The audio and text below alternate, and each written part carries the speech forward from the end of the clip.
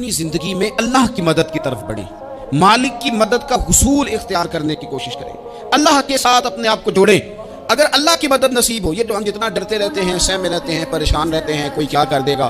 ہمارے ہاں نا ہر شعبے میں معاذ اللہ ایک مافیا ہے، الا ماشاء اللہ۔ مافیا کہتا ہے میرے ساتھ ملو گے تو میں چلنے دوں گا، ورنہ میں نہیں چلنے دوں گا، مارکیٹ میں آ ہی نہیں سکتا فلانا بندہ، کیونکہ یہاں ہمارا قبضہ ہے۔ اور میرے بھائی پھر بہت سارے لوگ جن کی نیتیں اور ارادے بڑے اچھے ہوتے ہیں شروع میں، وہ بھی اس مافیا کا شکار ہو جاتے ہیں اور ان کے رنگ میں رنگ جاتے ہیں۔ یاد رکھنا، کسی شخص کی بلیک میلنگ کا کبھی شکار نہ ہونا، کبھی کسی کی میٹھی اور مسجع مکفہ باتوں کا شکار نہ ہونا۔ کوئی کیا کر سکتا ہے اگر اللہ مددگار ہو تو؟ جس کو رب کریم اٹھانا چاہے اسے کوئی گرا سکتا ہے؟ ہم یہ ڈرے ڈرے سہمے پریشان فیصلہ کرنے کی طاقت نہیں، مجھے چلنا چاہیے کہ نہیں، اٹھنا چاہیے کہ نہیں، کرنا چاہیے، اٹھ باندھ کمر کیوں ڈرتا ہے؟ پھر دیکھو خدا کیا کرتا ہے۔ حضرت عبداللہ ابن عباس فرماتے ہیں میرے نبی پاک علیہ السلام نے میری تربیت فرمائی، حضور نے میری تربیت فرمائی، اور محبوب پاک علیہ السلام نے فرمایا عبداللہ یاد رکھنا، یہ نوجوان دوست میری بات لکھ لیں، پریشان لوگ میری بات لکھ لیں، جن کے پاس قوت فیصلہ نہیں وہ اس بات کو لکھ لیں۔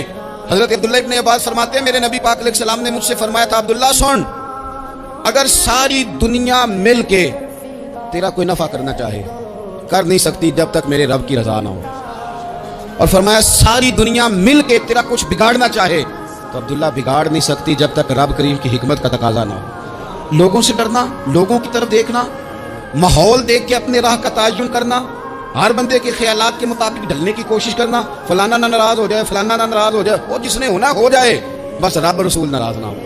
اپنی زندگی میں اپنے مالک کو مولا جان کے، بل اللہ مولاکم، اللہ تمہارا مولا ہے، وہو خیر الناصرین، وہ بہترین مددگار ہے۔ توجہ جب بھی کرے رب کی جانب کرے، اپنے دل کا قبلہ درست رکھیں، سوچوں کے زاویے سیدھے رکھیں۔ میرے بھائی مالک جب بندوبست کر دینا، جب مالک بندوبست کرتے ہیں پھر ایسا بندوبست کرتا ہے کہ لوگوں کے پاس نا چارہ نہیں رہتا۔ حضرت مریم رضی اللہ تعالی عنہا پاک باز تھی، مسجد میں رہی تھی، پر مالک کی حکمت کے تقاضے بڑے عجیب ہیں نا۔ پھر جناب مریم کو اللہ تعالیٰ نے بغیر شوہر کی اولاد عطا کر دی۔ یہ بات یہ ایسی تھی، وہ کسی نے کہا تھا کہ مخلوق تو فنکار ہے اس درجہ کے پل بھر میں سنگے در کعبہ سے بھی اسنام تراشے، تم کون ہو کیا چیز ہے داغے کبابی۔ لوگوں نے تو مریم پہ بھی الزام تراشے، تو لوگوں نے کہا کدھر سے لے آئی بچہ، تیرا باپ تو ایسا نہیں تھا، کہاں سے لے آئی؟ اللہ کرے میں آپ کو سمجھا سکوں، ذرا اپنے آپ کو وہاں کھڑا کریں کہ ایک پاک باز عورت، پاک باپ کی بیٹی، طیب ماں کی بیٹی، اور اللہ کے گھر میں پرورش پانے والی خاتون، ایک وہ وقت اور ایک یہ وقت کہ اس عورت کو کٹہرے میں کھڑا کر کے پوچھا جا رہا ہے کہ معاذ اللہ تیری گود میں بچہ جائز نہیں ہے، کہاں سے لائی ہے؟ اب خود سے صفائیاں بندہ کتنی کو دے، کتنی کو وضاحتیں کرے۔ اور میں نے تو اپنی زندگی میں دیکھا ہے زیادہ وضاحت دینے والے کو بھی لوگ جھوٹا سمجھنے لگ جاتے ہیں، زیادہ وضاحت دینے پر بھی لوگ کمزوری کا اظہار سمجھتے ہیں کہ کمزور پڑ گیا۔ آپ صلح کی کوشش کرتے ہیں، سامنے والا بزدل سمجھ لیتا ہے، زیادہ وضاحتیں بھی کمزور کر دیتی ہیں۔ اب حضرت مریم کو کٹہرے میں کھڑا کر کے کہا بچہ کس کا ہے؟ تو پھر خدا بندوبست جب کرے، اللہ جب مددگار ہو، تو پھر حضرت مریم کی گواہی درختوں سے نہیں دلوائی، اس نے پتوں سے نہیں دلوائی، پھر فرشتے نہیں بھیجے۔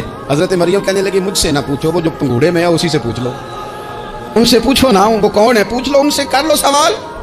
انہوں نے کہا پنگوڑے میں چند دنوں کا بچہ، یہ جواب دے گا؟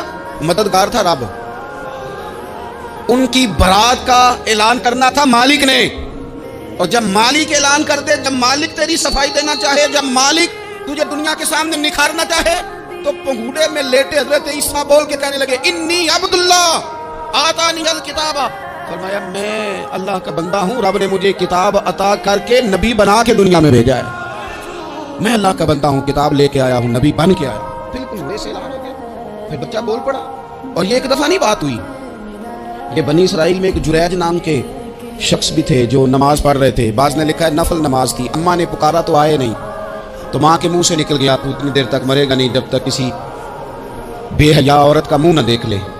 وہ عبادت گزار تھے، لیکن لوگوں نے ان کی عبادت، ریاضت، پرہیزگاری کو نہیں دیکھا، بس ایک عورت کو بھیج کے الزام لگوا دیا۔ وہ عورت آیا جایا کرتی تھی، اب آ جاتی ہیں عورتیں، مسئلہ پوچھنے کی نیت سے بھی آ جاتی ہیں، ماحول میں کچھ جگہ ایسی بھی ہیں جہاں عورتیں دم کرانے کے بہانے آ جاتی ہیں۔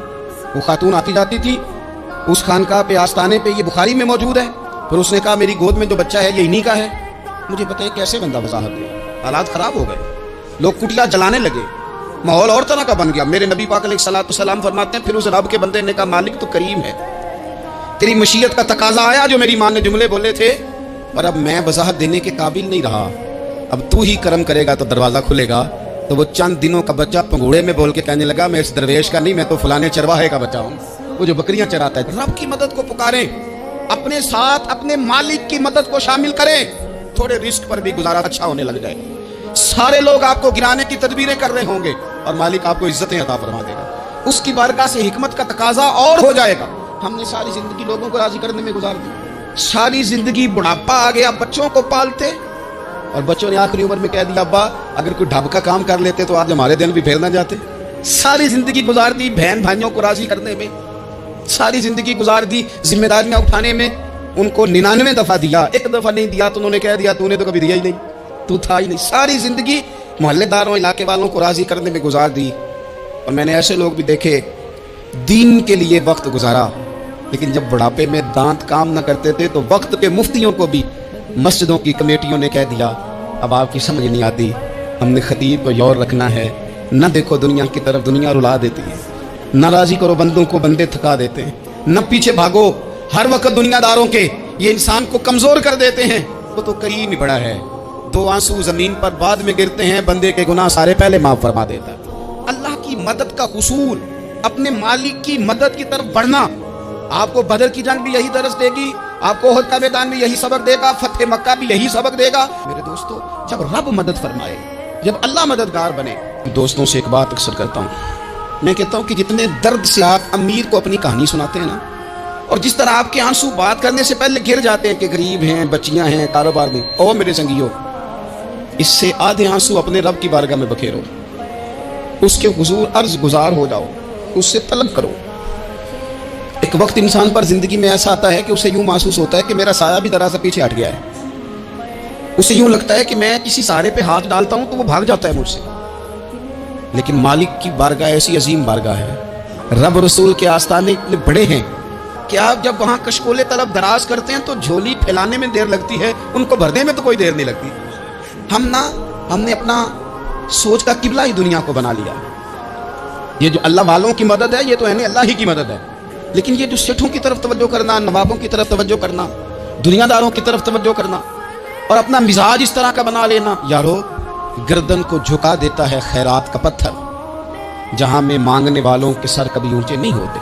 اور اقبال کہتے ہیں غیرت ہے بڑی چیز جہاں تگ و دو میں، پہناتی ہے یہ فقر کو تاج سردارا۔ میں عرض کروں گا کہ اپنی آپ جب توجہ کا قبلہ اللہ رسول کو بنائیں گے تو رب فرماتے ہیں وَيَرْزُقْهُ مِنْ حَيْثُ لَا يَحْتَسِبُ، میں نہ تجھے وہاں سے رزق دوں گا جہاں سے کبھی تیرا گمان بھی نہیں گیا ہوگا، یہاں سے بھی مل سکتا ہے، تو نے سوچا بھی نہیں ہوگا۔ بخاری شریف میں حدیث ہے، حضرت جابر بن عبداللہ فرماتے ہیں نبی پاک صلی اللہ علیہ وسلم نے 300 لوگوں کا ایک لشکر روانہ کیا کسی مہم کے لیے، کسی جہاد کے لیے۔ حضرت ابو عبیدہ بن جراح رضی اللہ تعالیٰ عنہ امیر لشکر تھے۔ فرماتے ہیں غربت اتنی زیادہ تھی، بھوک اتنی زیادہ تھی کہ ایک ایک کھجور دن میں ایک وقت کھانے کو ملتی تھی، اور کچھ دن ایسے آئے کہ اب کھجور بھی نہیں مل رہی۔ فرماتے ہیں اتنی زیادہ بھوک لگی مجاہدین کو 300 بندہ پتے کھا کے گزارا ہونے لگے، یہ بخاری میں موجود ہے۔ آپ فرماتے ہیں کہ دریا کے کنارے ہمارا پڑاؤ تھا، ٹھہراؤ تھا، جب بھوک سے نڈھال ہو گئے نا، وَيَرْزُقْهُ مِنْ حَيْثُ لَا يَحْتَسِبُ، اللہ وہاں سے روزی دیتا ہے، گمان بھی نہیں ہوتا۔ فرماتے ہیں ایک مچھلی اللہ تعالیٰ نے دریا کے کنارے بھیجی، فرماتے ہیں وہ تھی تو مچھلی پر پہاڑ جتنی تھی۔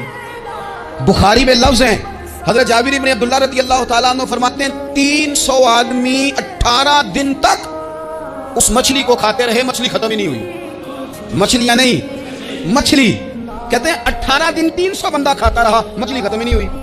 اور فرماتے ہیں کہ اس کی ہڈی نکال کے، کانٹا کہیں گے آپ اپنی زبان میں، کہتے ہیں وہ نکال کے نا تو اس کو کھڑا کیا نا جب، تو اونٹ کجاوے سمیت اس کے بیچ سے گزر جاتا تھا، 2 اس کے کانٹے جوڑے۔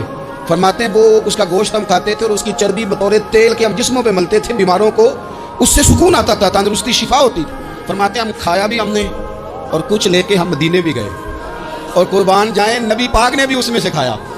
ہم نے عرض کی حضور یہ معاملہ کیا ہے، یہ ماجرا کیا ہے؟ تو محبوب نے فرمایا تمہارے پاس غذا نہیں تھی، رب نے تمہارے لیے بندوبست کیا ہے، اللہ نے تمہیں دیا ہے۔ مکان شروع کر لیا، ایک صاحب نے مکان بنانے لگے، آپ وہ حساب لگا رہے ہیں، کہتے ہیں میرے پاس اتنے پیسے ہیں، اتنے میں نے فلانے دوست سے کہنے اس نے دے دینے، اتنے فلانے رشتہ دار سے کہنا اس نے دے دینے، اتنے فلانے سے کہنا اس نے دے دینے۔ یہ ساری کاپی بنا کے مکان شروع کر لیا۔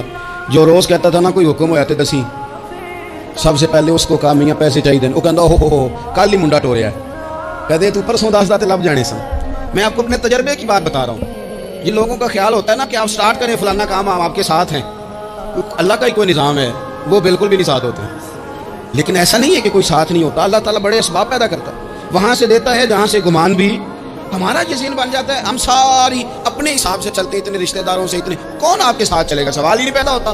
یہ سارے کام چھوڑ کے سب سے پہلے 2 رکھنے پڑو, اپنے رب کی بارگاہ میں, رسول کائنات کی بارگاہ میں گزارشات اور استغاثے پیش کرو, وہاں سے خیر طلب کرو. دنیا دار کیا دیں گے, کیا دے سکتے ہیں, کیا حیثیت ہوتی ہے کسی. اللہ کہتا ہے وہاں سے دوں گا. تو جو اللہ مال دے وہ لینا چاہیے کہ رشتہ داروں کا مال دینا چاہیے؟ جو اللہ دے وہ لینا چاہیے کہ سیٹھوں نوابوں کی جیبیں دیکھنی چاہیے؟ جو اللہ دے وہ قبول کرنا چاہیے یا دیکھنا چاہیے کون سا آدمی کہاں پہنچ گیا؟ چھوڑو, اپنی مٹی پہ چلنے کا سلیقہ سیکھو. کسی کے سنگ مرمر پہ چلو گے تو پھسل جاؤ گے, پھسل جاؤ. اس پر ایک اور بات عرض کر دوں, صحیح بخاری سے, مسلم سے ایک اور بات. کچھ چیزیں ایسی ہیں جن سے اللہ کی مدد آتی ہے, مدد ملتی ہے. ایک چیز ان میں سے ایسی ہے جس سے بہت مدد نازل ہوتی ہے, وہ ہے کہ جب رب آپ کو دینا تو پھر آپ بھی اس کے راستے میں گئے, پھر مدد آتی ہے, پھر اور آتا ہے. بخاری مسلم میں حدیث ہے, یہ زیادہ ہی توجہ طلب عمر ہے, اس پر آپ غور کریں گے. حضرت ابو ہریرہ فرماتے ہیں کہ نبی پاک علیہ السلام نے فرمایا ایک شخص نے بادلوں کے اندر سے آواز سنی کہ فلاں آدمی کا کھیت اور باغ خشک ہو گیا ہے, وہاں برسو اور اس کے کھیت کو سیراب کرو. بڑا حیران ہوا کہ بادل سے آواز آ رہی. پھر اس نے دیکھا کہ ایک پہاڑی پر بارش ہوئی, وہ بادل وہاں برسا, پھر نالیوں سے ہوتا ہوا پانی ایک طرف چلا. تو جس نے آواز سنی تھی, حضور بیان کر رہے ہیں, وہ بھی پیچھے پیچھے چلا کہ پانی کدھر جا رہا ہے. اس نے جا کے دیکھا کہ ایک مقام پہ ایک باغ کو وہ پانی لگ رہا ہے اور ایک آدمی وہ پانی لگا رہا ہے.